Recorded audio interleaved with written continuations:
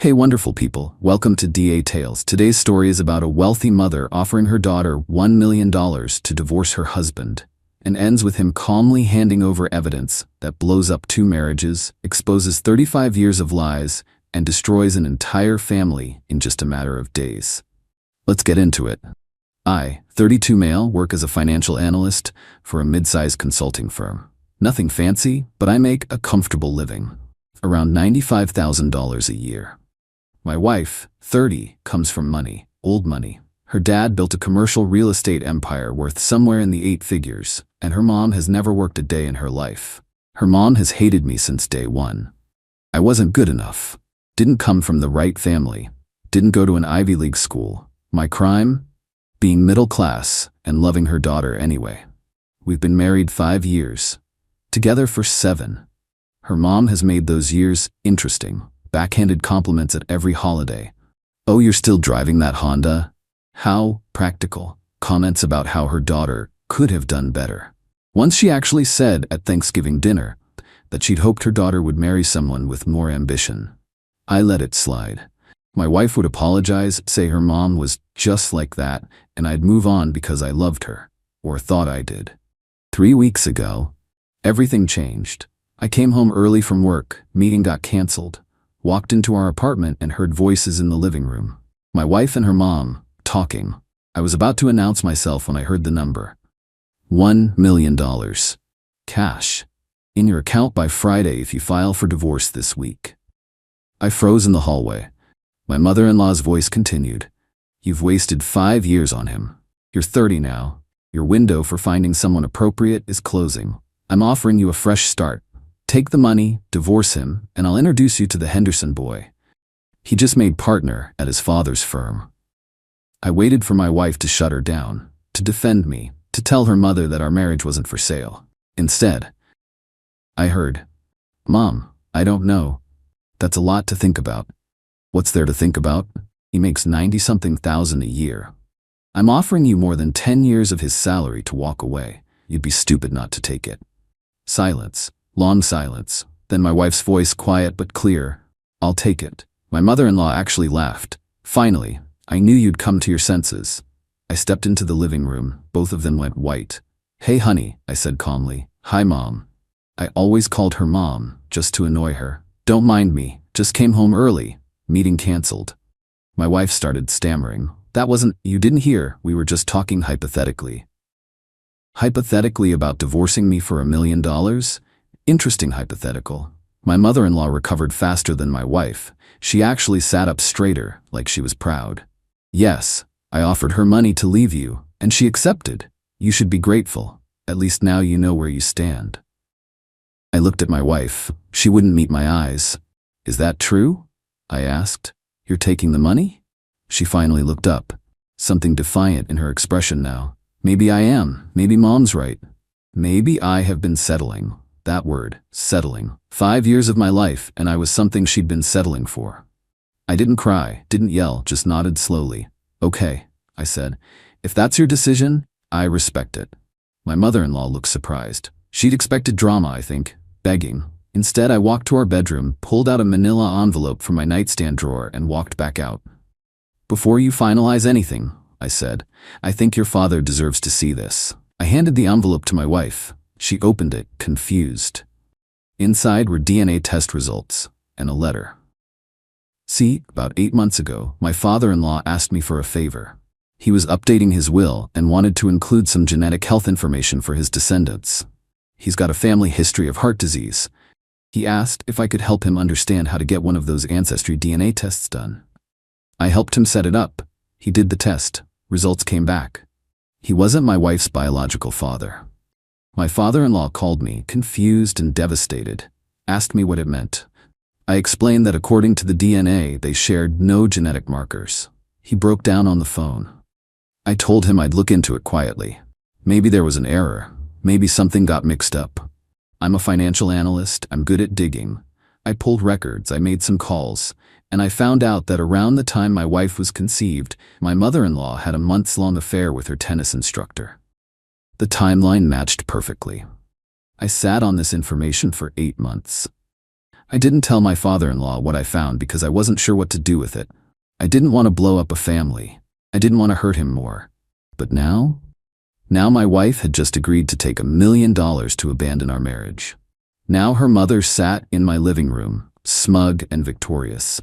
Now felt like the right time. My wife read the letter. Her face went through about 17 emotions in 10 seconds.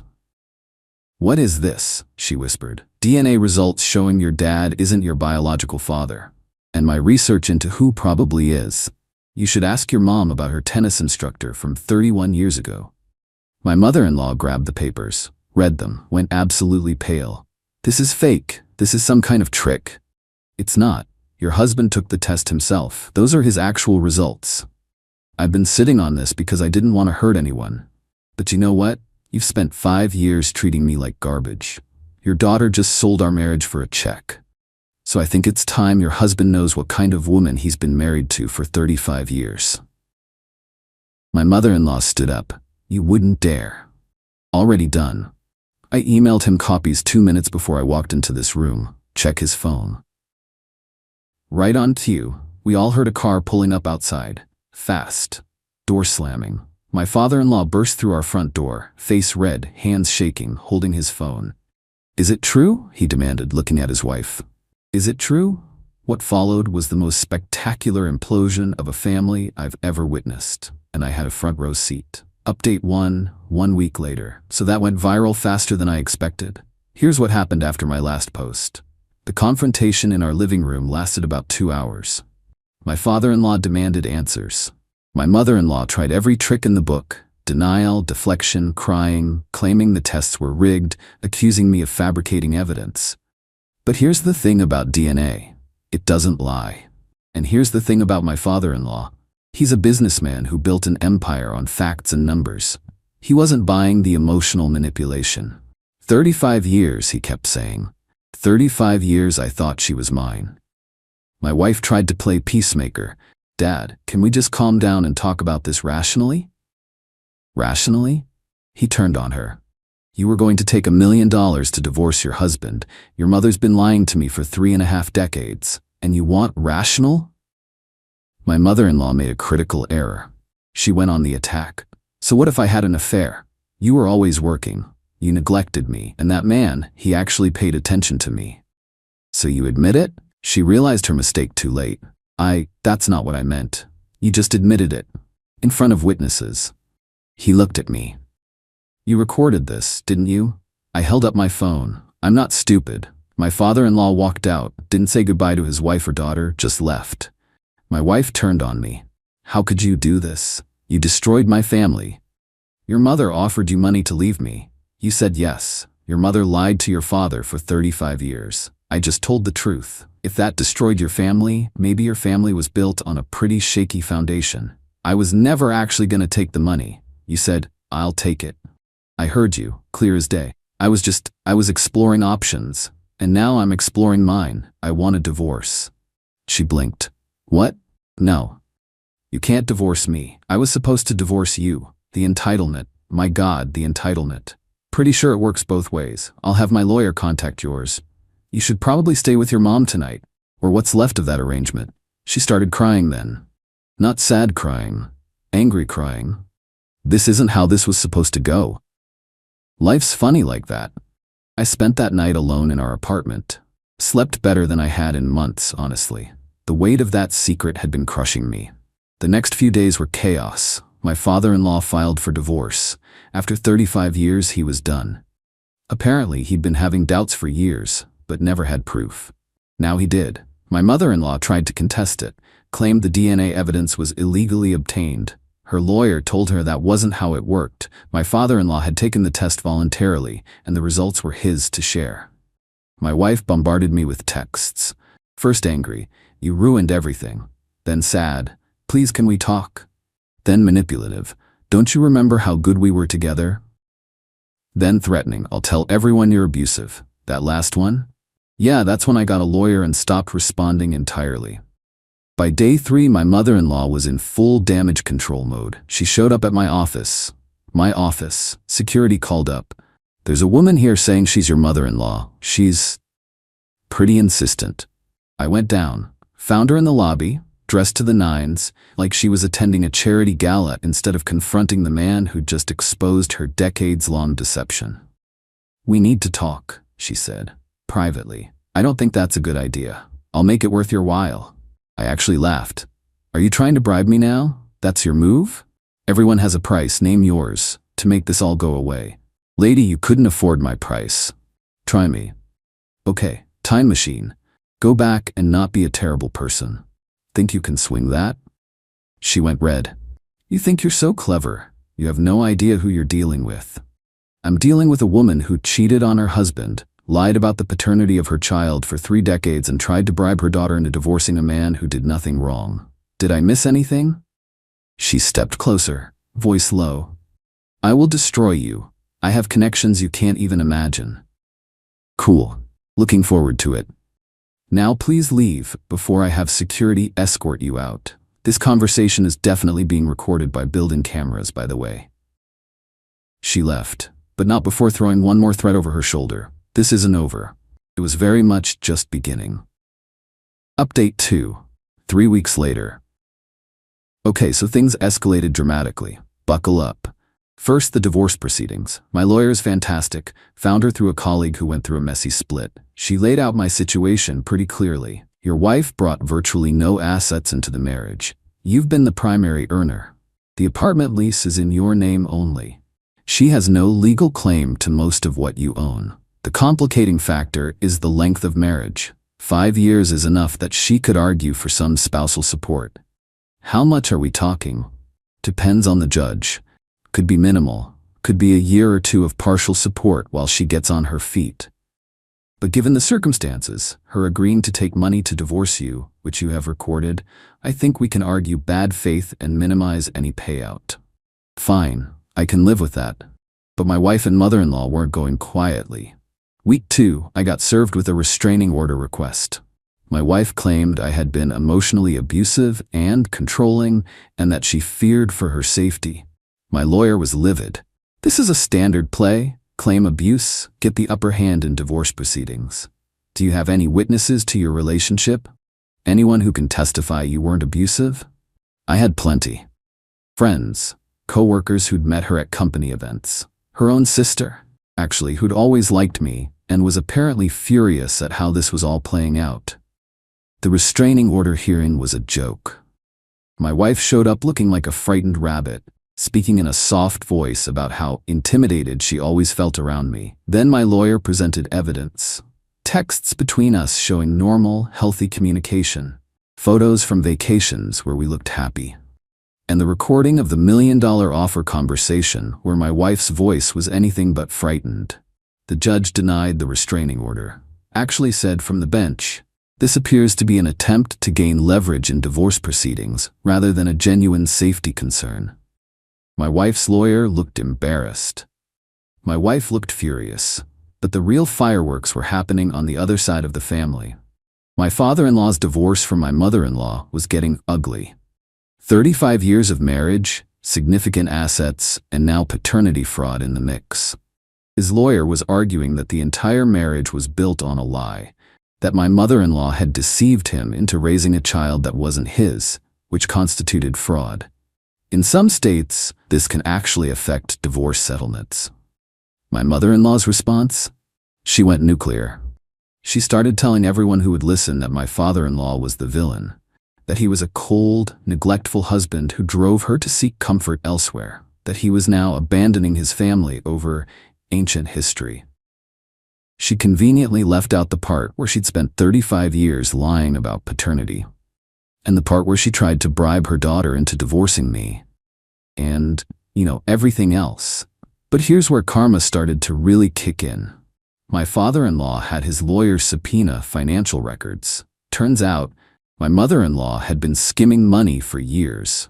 Nothing huge, maybe $20,000-$30,000 here and there, but into a separate account she'd never disclosed. She'd been building her own little nest egg, probably planning an exit strategy that she never executed. This was a big deal legally. Hidden assets in a divorce? Judges hate that. It tanks your credibility and can seriously affect how assets get divided. But the real kicker came from an unexpected source. The tennis instructor. Yeah, he was still alive. 70s now, retired, living off a modest pension. My father-in-law's lawyer tracked him down and got a deposition. The man confirmed the affair, confirmed the timeline, and dropped a bomb nobody expected. My mother-in-law had contacted him 15 years ago, asking for money to keep quiet about their history. She'd been blackmailing him on and off for a decade and a half. $30,000 total over the years.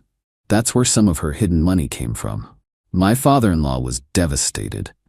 Not just that his wife had cheated, not just that his daughter wasn't biologically his, but that she'd been running schemes and lies for their entire marriage. I never really knew her, he told me during one of our conversations. We'd actually gotten closer through all this. Strange how things work out. 35 years, and I was married to a stranger. Meanwhile, my wife was spiraling. Without her mom's money, that $1 million offer evaporated real quick once the divorce started. Without my income, without the life she'd grown accustomed to, she was stuck. She'd been a part-time interior design consultant, which really meant she occasionally helped her mom's rich friends pick out throw pillows. That income wasn't going to sustain her lifestyle. She tried crawling back. Showed up at the apartment one evening, tear-streaked and apologetic. I made a mistake. I should never have listened to my mom. Can't we work this out? You agreed to divorce me for money. You said I was something you were settling for. I didn't mean it. I was confused. My mom was in my ear, and your mom can't make you say things you don't mean. You meant it. You just didn't expect consequences. Please, I have nowhere to go. You have your mom's place. Or your dad's. Or literally anywhere else. This isn't my problem anymore. I'll tell everyone you forced me out. Go ahead. I have recordings, witnesses, and a paper trail. Who do you think people are going to believe? She left, but not without throwing a vase at the wall. Thankfully, it was her vase. I documented the damage anyway. Final update, 6 weeks later. Divorce is finalized, both of them. Here's where everyone ended up. My father-in-law. His divorce from my mother-in-law was brutal but decisive. Given the fraud, hidden assets, the blackmail scheme, the paternity lie, the judge ruled heavily in his favor. My mother-in-law got a settlement, but way less than she would have gotten in a standard divorce. About 30% of what she'd expected, according to what I heard. He's doing okay. Sold the big house they'd shared, bought something smaller. We actually grab lunch once a month now. He told me he doesn't blame me for exposing the truth, said he wishes he'd known decades ago. You gave me the hardest gift anyone's ever given me, he said. The truth. I hate it, but I needed it. He's also in therapy, working through the realization that his whole marriage was built on sand. It's going to take time. Here's the complicated part. He still loves my wife, not biologically his daughter, but he raised her. 30 years of memories don't disappear because of DNA. They're working on their relationship. It's strained. She's angry at him for abandoning her mother. Delusion runs deep in that family.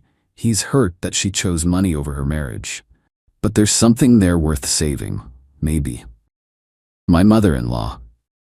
Living in a condo now instead of the mansion she was used to. Still has money. The settlement wasn't nothing, but her lifestyle took a massive hit. From what I hear, she's still telling anyone who'll listen that she's the victim in all this.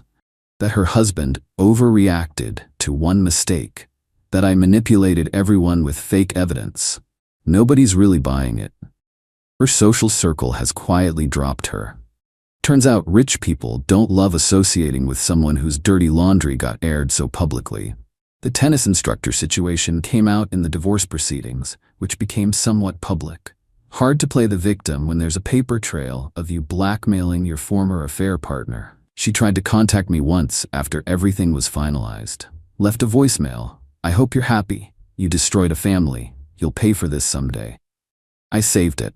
Just in case. My ex-wife. This is the part people keep asking about. Our divorce was relatively clean compared to her parents. Short marriage, no kids, clear paper trail of her agreeing to take money to leave. The judge granted the divorce with minimal spousal support, 6 months, reduced amount, just enough to help her transition. She's living with a friend now. Her design business hasn't exactly taken off. Last I heard through mutual acquaintances, she's talking about going back to school for something more practical. She still blames me for everything, refuses to acknowledge that she made choices that led here. In her version of events, I'm the villain who weaponized information to destroy her family. Some people will never see themselves clearly. She's one of them. The $1 million offer, by the way, her mother never would have paid it. It was a manipulation tactic. My mother-in-law had maybe $200,000 in her secret account, most of which went to legal fees. The $1 million was always a lie, dangled to get my wife to make a choice. And my wife fell for it. Me, I'm okay, not great, not terrible, just okay. The apartment feels bigger now, quieter. I kept most of the furniture since I'd paid for it. Changed a few things around to make it feel less like ours and more like mine. My friends have been solid. My family's been supportive, though my mom keeps trying to set me up with her coworker's daughter. She's lovely, very stable. Mom, I just got divorced. Give me a minute. Work's fine. Nobody there really knew the full story, and I prefer it that way.